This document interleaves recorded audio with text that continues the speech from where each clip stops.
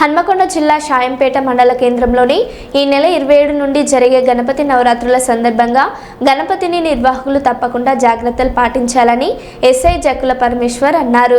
మండలంలో ఉన్న 24 గ్రామాలను ఏర్పాటు కోసం పోలీస్ శాఖ అనుమతి తీసుకోవాలని, ఆన్లైన్లో అన్ని వివరాలు సమర్పించాలని కోరారు. విద్యుత్ కనెక్షన్ కోసం అధికారుల నుండి పర్మిషన్ తీసుకోవాలని తెలిపారు. అధికారులు సూచించిన ప్రదేశంలో మాత్రమే నిమజ్జనం చేయాలని పేర్కొన్నారు. ఈ నిబంధనలు పాటించని మండపాలను నిర్వాహకులపై కఠిన చర్యలు తప్పవని హెచ్చరించారు. మెయిన్ రోడ్ ఈ తార్ రోడ్లకు మాత్రం అడ్డంగా పెట్టకండి. ఇక్కడ ఉంటే అలాగే ఏముండగా రోడ్లకు అప్రోచ్ రోడ్లు విలేజ్ టు విలేజ్ కనెక్టింగ్ రోడ్లకు మాత్రం ఉండదు. నేను ఉంటే గల్లీలలో అంటే సరే ఎవరికి ఇబ్బంది కాకుండా ఈ కాలనీ వాళ్ళు ఉంటే అదే ఉంటుంది. ఇంకోటి ఇసుక అనేది కంపల్సరీ పెట్టుకోండి దయచేసి. మండపాల దగ్గర ఇసుక డ్రమ్ములు పెట్టుకోవాలి కంపల్సరీ.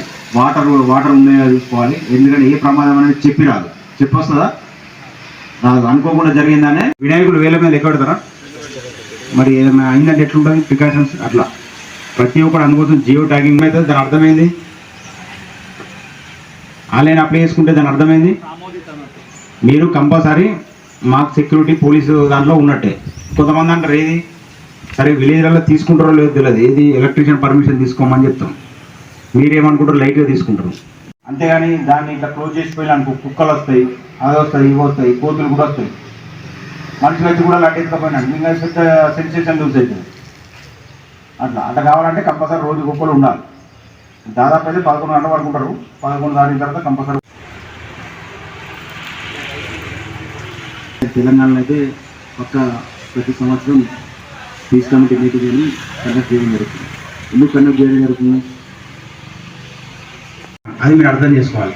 అంతేగాని కొంతమంది స్టేటస్లలో పెట్టుకుంటారు, అది మీరు కూడా చూస్తారు. హిందువులు అప్పుడే అన్ని ఉండాలి.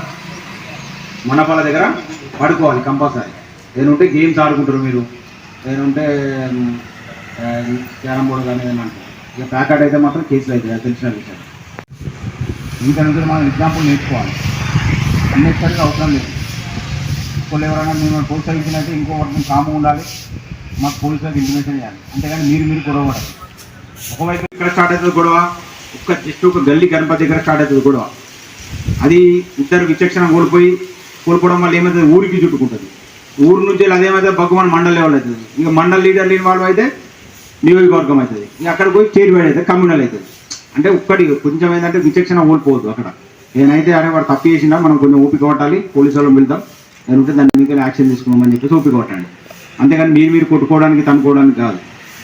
అలాంటి ఏమైనా అయితే మాత్రం పోయినసారి కూడా కేసులైనా ఇబ్బంది పడకండి. ఇబ్బంది అయితే 2 వర్గాల మీద కూడా అయితే కేసులు నేనుంటే మా దృష్టికి తీసుకురండి. నిమజ్జనం అప్పుడు మరొకసారి కూడా అందరినీ పిలుస్తాను. నిమజ్జనం అప్పుడు ప్రతి ఒక్కరు రావాల్సి వస్తుంది. నేను చెప్పిన ఇన్స్ట్రక్షన్స్ మాత్రం అందరికీ ఇవ్వండి. ఫైట్ పర్మిషను, ఎలక్ట్రీషియన్ పర్మిషన్ తీసుకోండి. ప్రతి ఒక్కరూ ఆన్లైన్ అప్లై చేసుకోవాలి. జియో ట్యాగింగ్ ఉంటుంది, మా వాళ్ళు వచ్చి చెక్ చేస్తారు. మండపాల దగ్గర కంపల్సరీ ఒకళ్ళు ఉండాలి. ఓకేనా? అక్కడ కొంచెం తావుడు కానీ అలాంటివి ఏం చేయకండి. ఇంకా మీ సైడ్ నుంచి ఏమైనా ఉన్నాయా చెప్పుకోండి. పోలీస్ పరంగా ఏమైనా ఉన్నాయా? నెగటివ్